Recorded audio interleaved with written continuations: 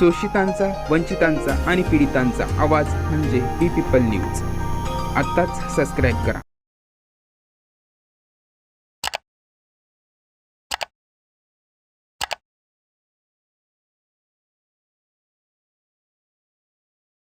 रात्री जी.आर. काढला सरकारने. जसं आरक्षण वर्गीकरण कर्नाटकला झालं तसंच महाराष्ट्रात केलं. 59 जातीमध्ये आता भांडणं लावलेत. घाई बघा, 1 एप्रिलला मंत्रिमंडळात अहवाल आलाय न्यायाधीश अनंत बदर यांचा.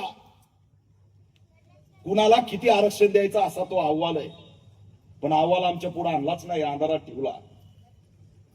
आणि काल रात्री जी.आर. काढलाय की तुम्हाला वर्गीकरण पाहिजे की नाही याचे निवेदन हरकती पाठवा. आणि शेवटची तारीख ठेवली 15 एप्रिल. किती एप्रिल? म्हणजे हा जी.आर. पडला हे सुद्धा समाजाला कळलं नाही पाहिजे.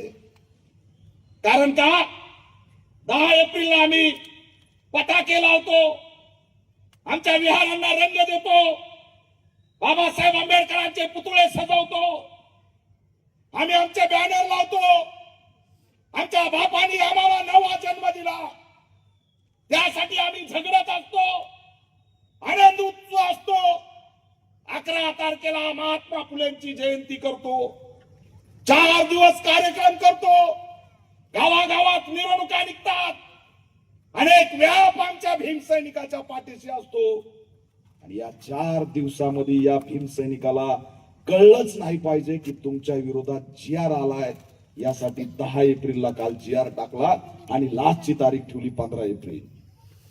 म्हणजे 14 एप्रिल बाबासाहेबांची जयंती साजरी करायची आणि 15 एप्रिलला आम्हाला कळणार की बाबासाहेबांचं आरक्षण संपत आहे.